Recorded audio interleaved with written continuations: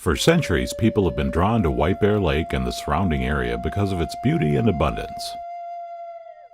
Native Americans found the area to be plentiful for fishing, hunting, game, and maple trees for sugaring as part of their seasonal migration.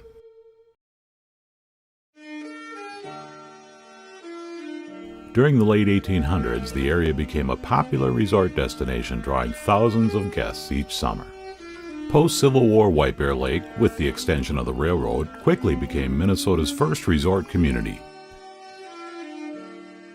In 1881, American Traveler's Journal proclaimed, "One of the most popular resorts in the magic Northlands is White Bear Lake." In 1883, Mark Twain had included White Bear Lake as the resort in his book, Life on the Mississippi. As we make our way through each of the lake's three main bays, we'll share images of the sights you would have seen over the years and a little history.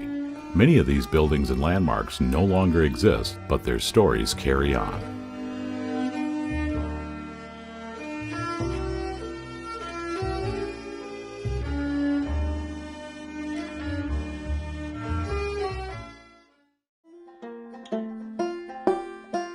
Our lake tour begins in the city of White Bear Lake, which was incorporated as a village in 1881 with roughly 450 residents.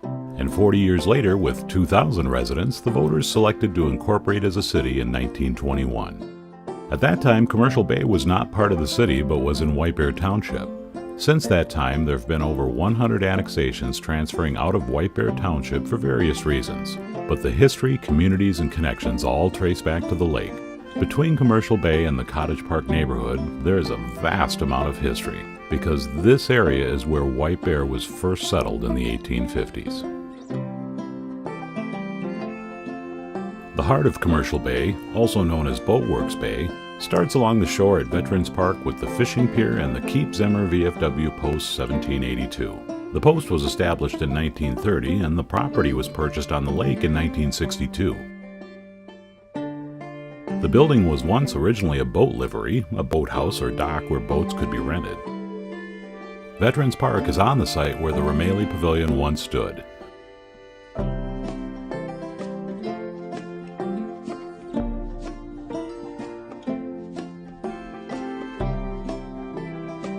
The pavilion was built in 1890 at a cost of $75,000 for the building and its furnishings. That's equal to more than $2.1 million today. It included a fully appointed professional stage in the auditorium, complete with box seats. The pavilion boasted that it could accommodate up to 2,000 guests. Rameli Pavilion served as the gateway to the lake since it was right next to the Lakeshore Depot, the first railroad stop at White Bear from St. Paul. The pavilion also served as the headquarters of the steamers that serviced the lake. As the resort area began to fade, the pavilion fell into disrepair and was torn down in 1908 after only 18 years of operations.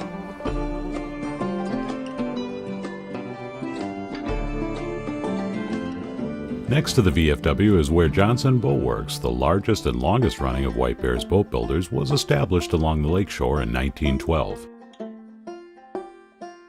The Boatworks was founded by John O. Johnson, originally in a garage on the other side of the railroad tracks until this site was purchased and developed. Over the years, the business expanded several times. For more than a century, world-famous sailboats were constructed along the shore of White Bear Lake.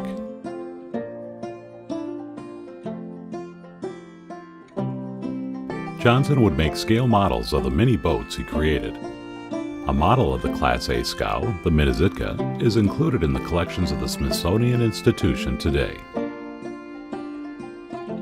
The Johnson Boatworks site was sold in 1998 and the building was demolished in 2013 and the site completely redeveloped. The legacy of boat building on White Bear Lake is commemorated inside the city's community room located in the Boatworks Commons building.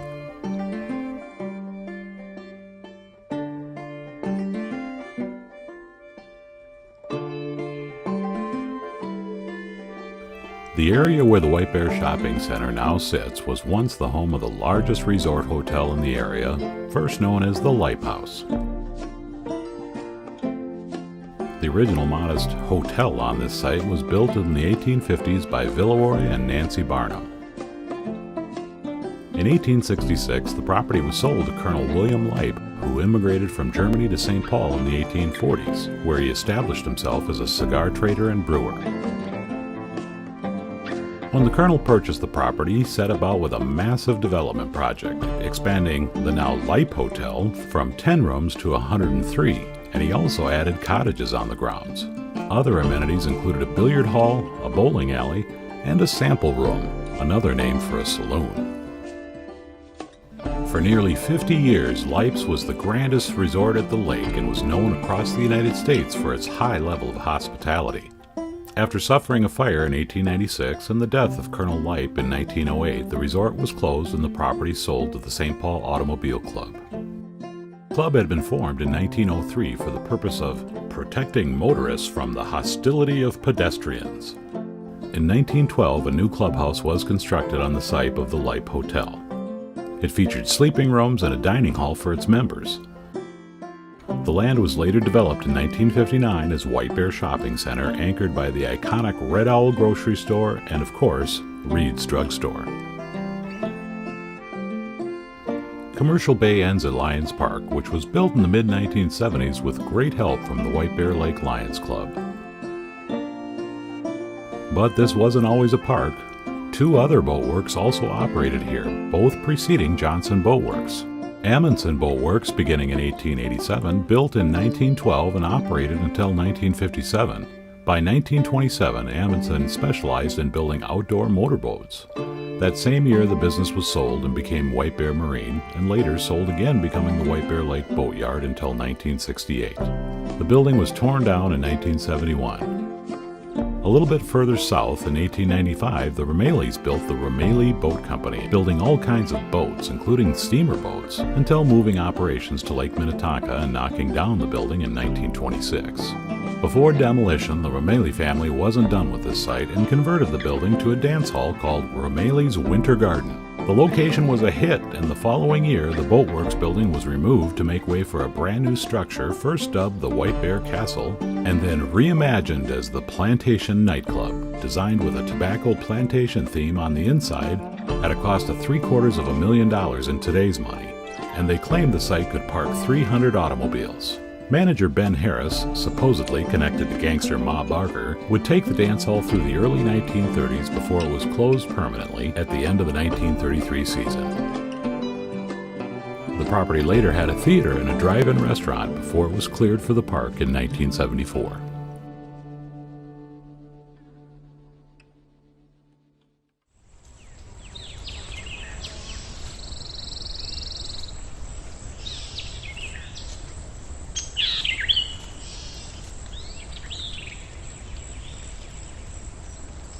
As you leave Lions Park, you pass the nature preserve at the end of the point and continue into the residential area known as Cottage Park. This area is the site of the first settlement in the entire White Bear Lake area.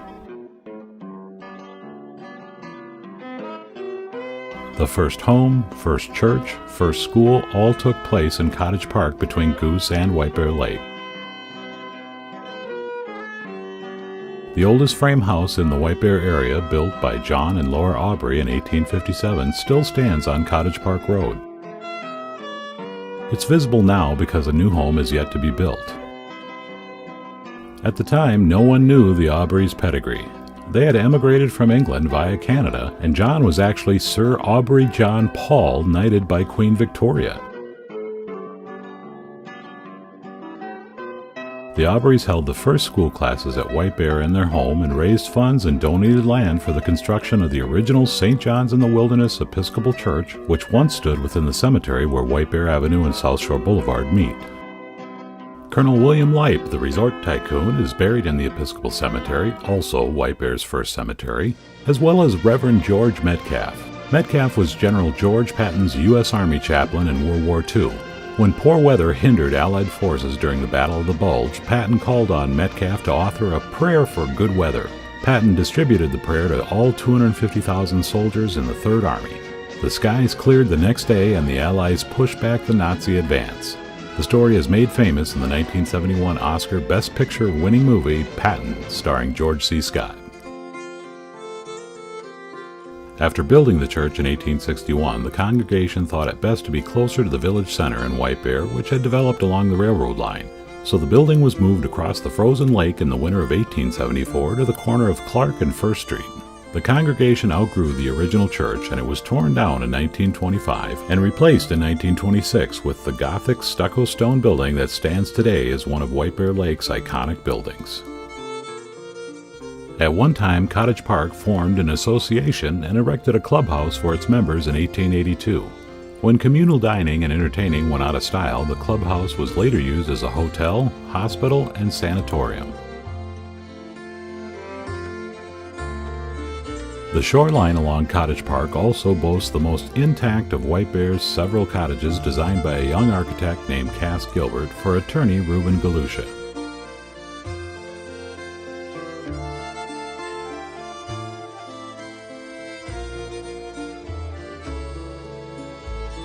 Gilbert would go on to design many homes as well as the White Bear Town Hall, the Minnesota, West Virginia, and Arkansas state capitals, the U.S. Supreme Court building in Washington, D.C., and the Woolworth building in New York City, which was the tallest building in the world from 1913 to 1930 at 60 stories high.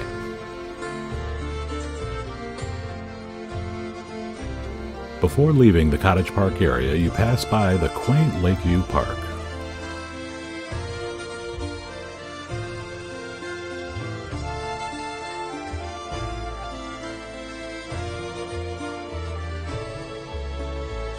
Continuing east, the area in the city of White Bear Lake along South Shore Boulevard is known as Schneider's Bay for the family who farmed it here in the late 1800s.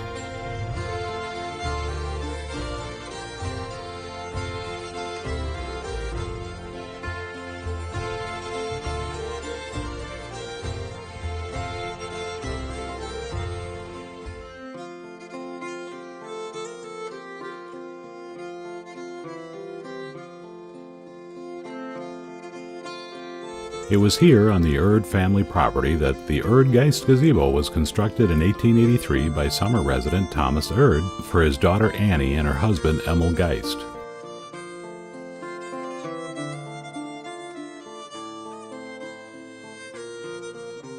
After nearly a century, the gazebo had fallen into disrepair. In the early 1970s, the White Bear Lake Women's Club had the gazebo moved to Mataska Park in February of 1974, donating it to the city of White Bear Lake, where it's become a landmark photo opportunity for 4 decades and counting. When you leave the Schneider's Bay area, you cross over from the city of White Bear Lake into White Bear Township's Bel-Air Beach area.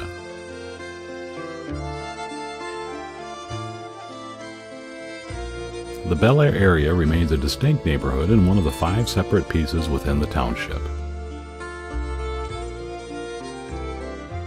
The beach property was once private homes, and as the area developed, the Bel-Air Avenue street end was vacated and the land donated for the beach.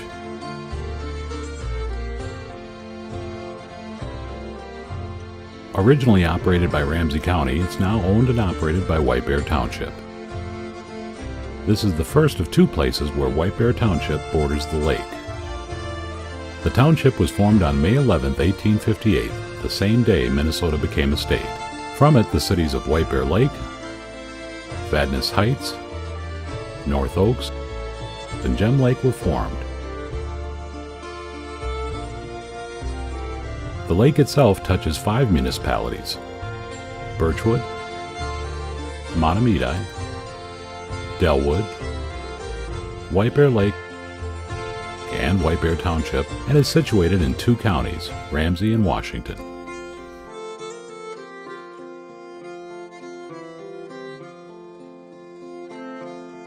After you pass the Bel-Air community of White Bear Township, you cross the county line into Washington County and the city of Birchwood Village. At this point on the lake, South Shore Boulevard ends and turns south, becoming East County Line, Century Avenue, or Highway 120, depending on which name you want to call it.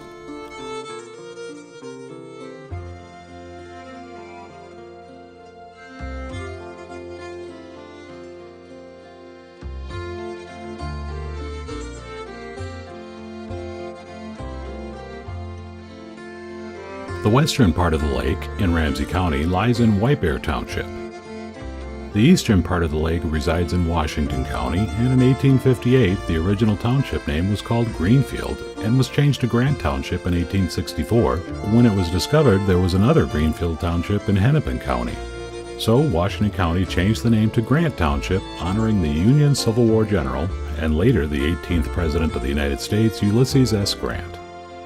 But the name changing didn't stop there. As time went on, the residents of Grant Township became divided. One faction, the western third, wanted more development. The eastern two-thirds wanted to remain rural and more agricultural. The solution was to split in two in 1918. The western one-third of Grant Township, bordering White Bear Lake and just east of Pine Tree Lake, became a separate township and renamed Lincoln Township, so named after Abraham Lincoln, the 16th President of the United States.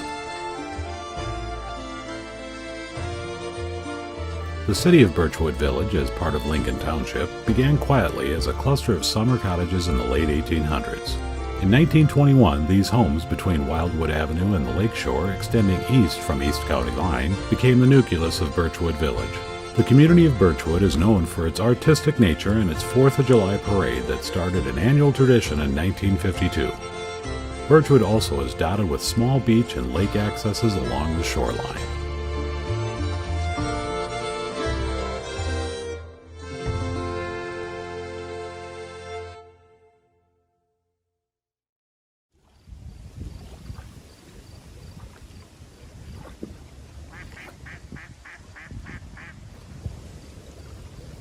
After passing Hall's Marsh, the eastern border of the city of Birchwood Village, you enter into the city of Mahtomedi. This was once part of the Great Wildwood Park.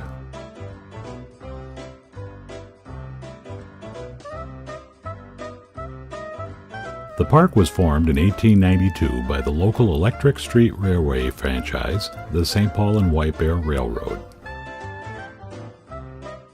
The park originated as basically a small picnic area with a few amusements. But in 1898, the streetcar line and park property were acquired by the Twin City Rapid Transit Company, who immediately began making improvements. A lot of improvements. The TCRT opened a similar operation on Lake Minnetonka. With the Twin Cities area growing to more than 600,000 people, there was a need for transporting the new, developing middle class living outside of Minneapolis and St. Paul proper. With high costs of building full railroads, lack of roads, the automobile wouldn't take hold until the 1930s, and the odd shapes of lakes made it impractical to serve the popular lake destinations such as Lake Minnetonka and White Bear Lake by adding additional railroads. So under the direction of Chairman Thomas Lowry, the Twin City Rapid Transit Company, TCRT, ambitiously expanded streetcar lines out to the lakeside communities. By 1904, the streetcar line connected the lake area to the downtowns of St. Paul and Minneapolis, as well as continuing east to Stillwater and around the west side of the lake into White Bear, providing dependable transportation throughout the metro area. As many as 1,000 people a day either took a steamboat or rode the curvy streetcar rails to Wildwood Park during summer weekends in the early decades of the 20th century.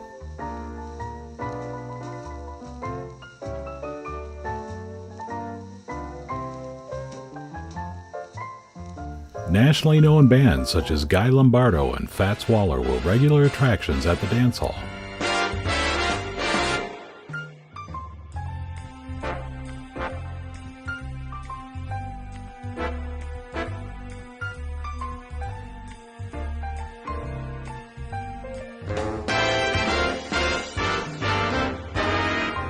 The park also offered such pleasures as a roller coaster, a Ferris wheel, merry-go-round, a fun house, food concessions, the big pavilion, and even the debut of the first Tilt-A-Whirl. These drew eager crowds, as did the picnic grounds and swimming beach, with the extremely popular toboggan water slides. Guests paid the streetcar fare to ride to the parks, but did not have to pay admission to enter. Once inside, each attraction had its own fee. Wildwood's popularity peaked during World War I and slowly declined through the 1920s. By 1932, portions of the park were being dismantled and it was fully closed in 1938. Today there are no remnants left of Wildwood Park, only pictures from a time many find hard to believe ever existed on White Bear Lake.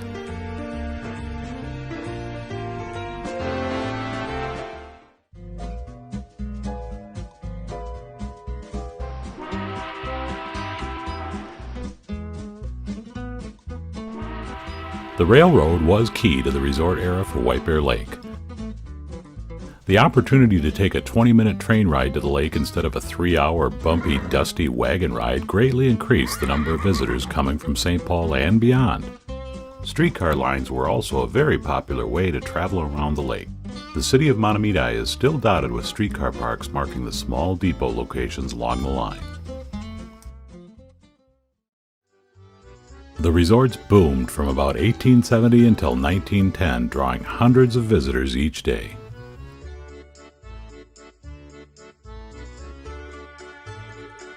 During White Bear's golden resort era, steamers were a common sight on the lake. There were several larger steamers that could carry as many as 300 passengers, and were used as excursion boats cruising the lake for various events. Often an orchestra barge would be towed behind to provide entertainment for the guests staying at the many resorts. Smaller steamers like the 80-foot double-deckers, the Wildwood and White Bear, had regular routes between several locations around the lake, and of course Wildwood Park, further expanding the TCRT network.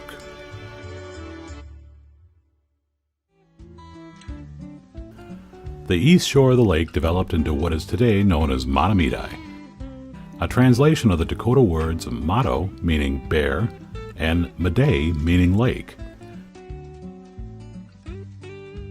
In 1931, many residents of what was then Lincoln Township incorporated as the city of Mahtomedi.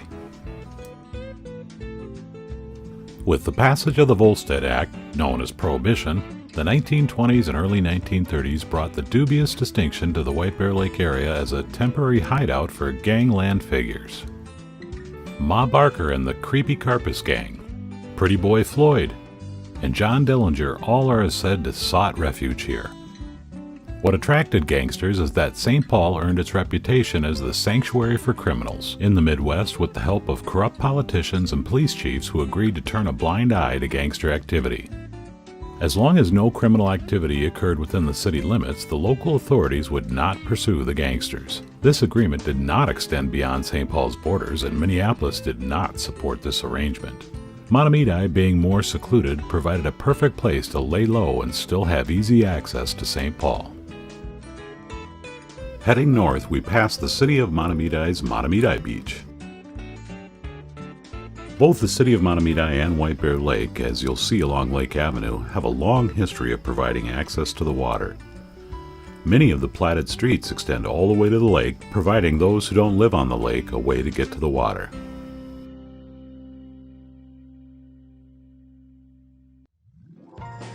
Continuing north, we come upon the earliest portion of Mahtomedi, which was located along the lakeshore and was platted in 1883 by the Chautauqua Assembly. The Chautauqua was a Methodist movement from Chautauqua, New York that was based on the ideas of morally uplifting speakers, fresh air, and exercise. The natural amphitheater created by the lake drew crowds wanting to listen to popular speakers. A beautiful assembly hall was built and located just east of Mahtomedi Avenue by Hamlin Lake.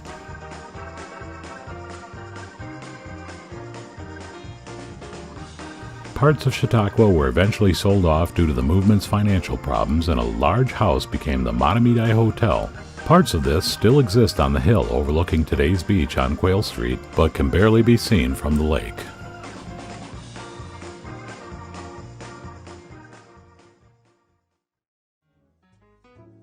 Leaving Mahtomedi, we pass into the city of Dellwood. The community of Dellwood was initially platted in 1882. Like Birchwood Village, it began as a cluster of summer homes on the northeast side of White Bear Lake and was conveniently located on the Stillwater and White Bear Railroad line. Before 1917, when Dellwood incorporated as a village, they had been part of Lincoln Township and was the remaining land left after southern parts of the township merged with Mahtomedi. The earliest areas to be developed were farmlands away from the rocky lake shore. As the railroad came across the north side of the lake and headed to Stillwater, it opened up more of the lakefront property to settlement. Prominent families from St. Paul built rustic cottages on the lake to escape the trappings of summer heat in the city. Over the decades, those cottages were replaced with more permanent summer homes. As many of those were built in anticipation of Prohibition, they often included private speakeasies or secret exits to avoid the authorities.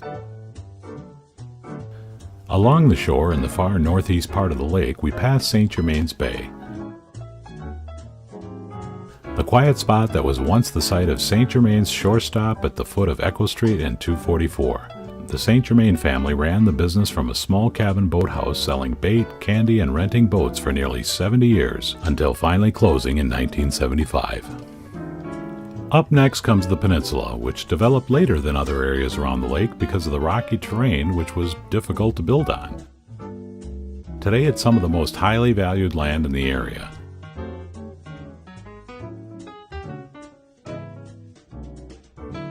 At the end of the peninsula is the summer home originally built by the Bigelow family of Brown and Bigelow publishing fame. This stone structure was designed in 1920 by Clarence Johnston, another nationally known architect and a friend and competitor of Cass Gilbert. Later, Robert Butler and family purchased the home. Butler served as the U.S. ambassador to Australia and Cuba during the administration for Harry S. Truman, the 33rd President of the United States.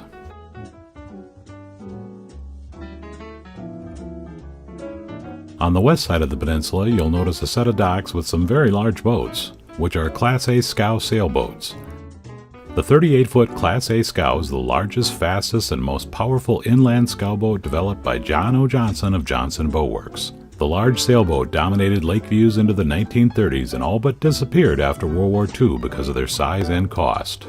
In 2000, a Dellwood resident restored the last Johnson Boat Works Class A that was built in 1963 and fell in love with the boat and the idea of having them return to White Bear Lake. Through a series of partnerships, nearly a dozen Class A boats can be seen racing gracefully across the water on Monday evenings. It's appropriate to sail past these icons of White Bear Lake's sailing history on our way to the private White Bear Yacht Club. Originally formed in 1889 for the purpose of yacht racing, the original clubhouse was actually the Kirby Barnum Hotel, which provided overnight accommodations to members that wished to spend their weekends on beautiful White Bear Lake. That structure was converted into the clubhouse and was located directly on the lakeshore where the Sailor House now sits. The second clubhouse was built in 1913, designed by club member Alan H. Stem's engineering firm, Reed & Stem, best known for their design of New York City's Grand Central Station. This clubhouse was removed just a bit from the lake where the current clubhouse is now located. During the summer of 1921, F. Scott Fitzgerald and his wife Zelda occupied a room at the club. It's thought that Fitzgerald's short story, Winter's Dream, fictionalized the club, naming it the Sherry Island Golf Club in Black Bear Lake, Minnesota. But alas, he and Zelda proved to be too rambunctious and were encouraged to relocate, which they did to St. Paul's Commodore Hotel. In 1937, the second clubhouse suffered a devastating fire and was replaced with a new one that looked more like a residence in case the economy did not recover and it would need to be sold. This was the Depression. In 1999, the current and fourth clubhouse structure was completed. Around the bay from the yacht club is Ordway Point, named after the Ordway family who made this area their summer spot in the late 1880s. Lucius Ordway was a founder of Crane and Ordway Plumbing and helped fund a struggling Minnesota mining and manufacturing company which went on to become one of Minnesota's largest corporations as 3M, and for a while in the 1960s and 70s, most likely was the largest employer of White Bear area residents. Lucius Ordway was also known to pal around with F. Scott Fitzgerald. In this picture, he's second from the left. Just next to the Ordway summer cottage sat Birch Lodge, the quaint and very rustic cottage of Truman W. Ingersoll, who was a nationally heralded photographer in the late 19th and early 20th centuries. Ingersoll is famous for his production of halftone stereo views, but also praised for his ability to capture life and scenery throughout the U.S. is what distinguished his work. Ingersoll did document the social life around Dellwood and is one of the best records of time and place for the White Bear area. Departing Dellwood, we also leave Washington County and Lincoln Township if you've been paying attention, and come back into Ramsey County and White Bear Township for the second time. Again, White Bear Township is made up of 5 non-contiguous sections. This also begins the section of the lake known for its beaches, parks, and the township neighborhood of White Bear Beach. Township's Rutherford Park comes up first, followed by the White Bear Beach Community Club, also known as Tag Beach because it's private. White Bear Beach even sported the Grace Lodge Resort, which was set back from the lake a bit.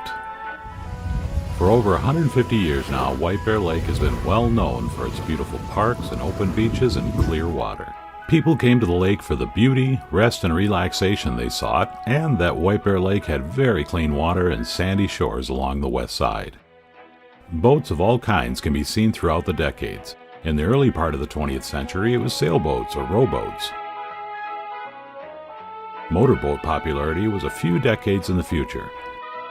Fishing has always been popular, but sailing has always been the beauty and soul of White Bear Lake.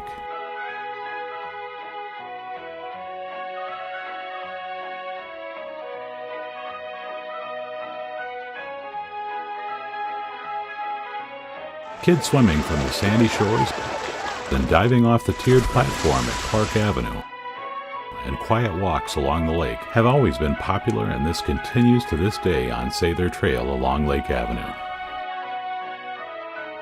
As we come up to the White Bear Lake County Park, also known as Ramsey County Beach, we come back into the city of White Bear Lake where Portland and Grand Avenue meet at Highway 96.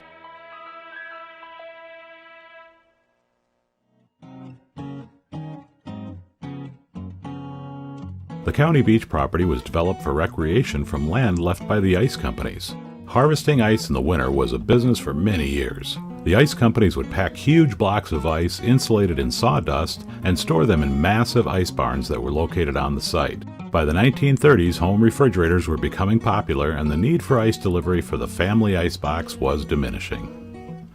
Since we're on the subject of ice, winter on the lake has always been special. If the ice froze and snow was light, ice boats could be seen flying across the surface of the frozen water at high speeds. Children's skating and pickup hockey games were ever present, and local Hall of Famers like Moose Goheen and Doc Romes were known to make it competitive. And Johnson Boat Works didn't just stop at making sailboats. John Johnson tried his hand at fashioning a rotary snow thrower back in the day. The world's original ice fishing contest at White Bear Lake was first held in 1947 and continued for years as one of the St. Paul Winter Carnival's most popular events. Winter activities and festivals continue to this day with the Polar Plunge, the Barely Open Rotary Golf Tournament, the Art Shanty projects, snowmobiling, hot air ballooning both then and now, and the ice fishing house villages that pop up every year. Just beyond White Bear Lake County Beach is the smaller, children-friendly Memorial Beach. In 1946, a committee of volunteers led by Fire Chief Walter Berg was formed to create a municipal bathing beach between 10th and 11th Streets in White Bear Lake. The land had been donated years earlier by the West family. The adjacent park bears their name, and the beach was cleared of trees and debris by a group effort. Donations were collected and the beach was named in memory of our veterans. For a time, the beach was known as Optimist Beach, but in 2007 was rededicated as Memorial Beach and is maintained by the city of White Bear Lake. To add to the beaches, small public swimming docks continue to pop up at street ends all along Lake Avenue. The area between the beaches and Manitou Island was lightly populated until the middle of the last century. This neighborhood had several railroad spurs that crisscrossed the lots and made their way around the lake. Depending on which way you're walking or biking, this area is the beginning or the end of Sather Trail along Lake Avenue. The trail is named after former longtime city manager Mark Sather. The city has built the trail over the last 20 years and it extends over 2 miles all the way to South Shore Boulevard in Cottage Park. The 7th Street Swimming Dock and the Dog Beach are the last things we pass before going on to Mataska Park and Manitou Island. Mataska Park bookends the north and south part of the island. Mataska, which translated in the Dakota language means white bear, Mata equals bear, Ska equals white. The area around the gazebo, moved from the Schneider's Bay area in 1974, has been designated parkland since the community was platted and was originally known as Canary Park. The park is the largest city-owned park on the lake, stretching along Lake Avenue just south of 6th Street to 4th Street and Johnson Avenue. Mataska Park is also well recognized for the brick pump houses, mini benches, and boat mooring buoys. Mataska is also the home to the boat launch, or Speece Landing, named after White Bear Lake resident Jerry Speece, who sailed his 10-foot-long homemade sailboat Yankee Girl solo across the Atlantic Ocean in 1979 and the Pacific Ocean in 1981.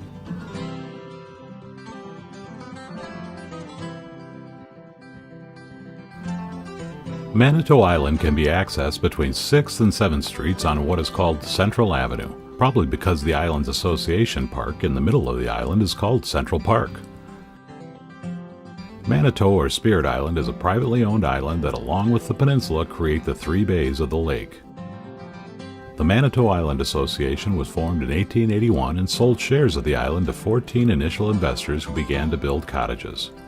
A clubhouse at the center of the island was used for communal dining and socializing, much like in Cottage Park, but that fell out of style quickly.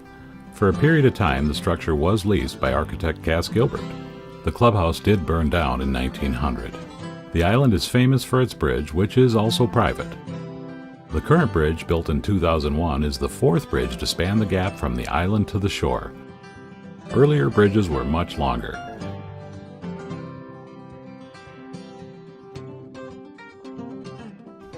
As we head back into the lake around the island, it's a good time to describe White Bear Lake's namesake legend. According to folklore, Manitou Island is the location where White Bear Lake derived its name, and it's a very old Native American legend about a warrior who killed a great white bear to protect his lover. Mark Twain's Life on the Mississippi describes the legend, which concludes after the warrior kills the white bear and earns the maiden's hand. But only the whispering was heard as the spirit of the young brave and the great white bear sped on their way to the happy hunting ground. And always thereafter, this lovely but tragic spot was known as Manitou, or Spirit Island. It lies in the lake called White Bear. Well, that's the legend, and that's what Mark Twain wrote in 1883. Coming around the south side of the island, we head into the White Bear Marsh and back to Manitou Bridge. After heading south from Manitou Island and Mataska Park, you pass the historic Philibrown House, built in 1879. The Philibrown House is owned, operated, and maintained by the White Bear Lake Area Historical Society. The home is on the National Register of Historic Places and is also known as the Red Chalet.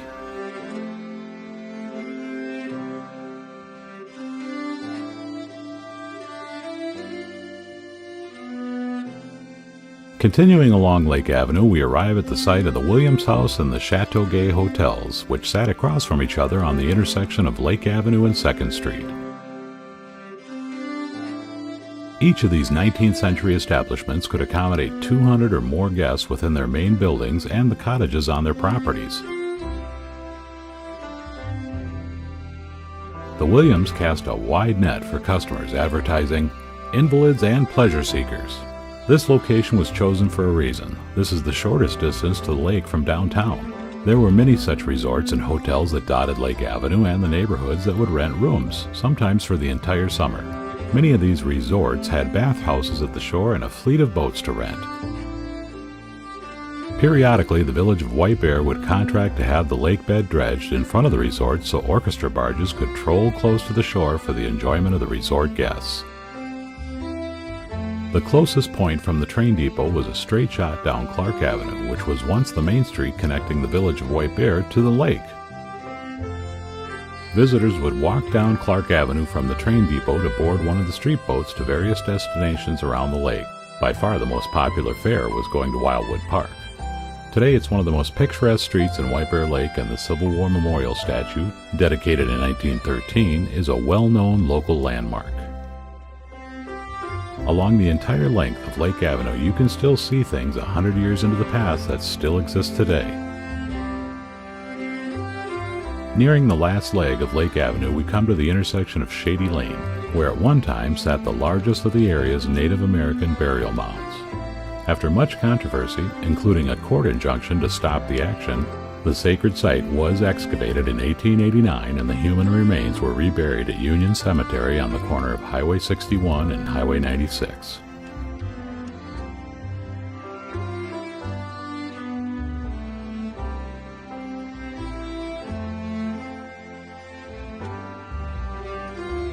As the commercial bay comes into view, our journey has come full circle from the earliest points of human activity at the lakeshore to the most popular recreational area today. The stories of the communities that touch the water are varied, yet interconnected, and ultimately each come back to the lake, which is White Bear.